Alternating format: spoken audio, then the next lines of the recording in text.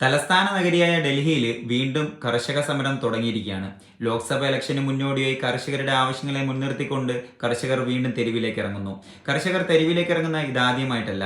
പറഞ്ഞു വന്നാൽ ഒരു 3 വർഷം പിന്നോട്ട് സഞ്ചരിക്കുകയാണെങ്കിൽ ഇന്ത്യയെ തന്നെ ഞെട്ടിച്ച ഒരു കർഷക സമരം ഉണ്ടായിട്ടുണ്ടായിരുന്നു. 365 ദിവസം നീണ്ടു നിന്ന കർഷക സമരം. 365 ദിവസം എന്ന അക്കത്തിനെ പോലും നമ്മൾ മറക്കത്തില്ല. കാരണം ആ 365 ദിവസത്തിലും ഓരോ കർഷകൻ വെച്ച് മരണപ്പെട്ടിരുന്നു.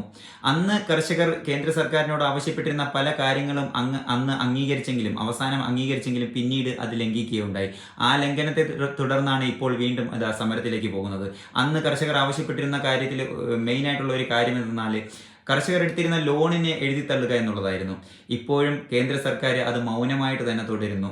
നമ്മളൊരു കാര്യം ചിന്തിക്കേണ്ടുള്ളത്, മൻമോഹൻ സിംഗ് എന്ന് പറയുന്ന ഒരു പ്രധാനമന്ത്രി നമുക്കുണ്ടായിരുന്നു. 72,000 കോടി കർഷക ലോൺ എഴുതിത്തള്ളിയ ഒരു പ്രധാനമന്ത്രി. സത്യം പറഞ്ഞാൽ അദ്ദേഹത്തിന്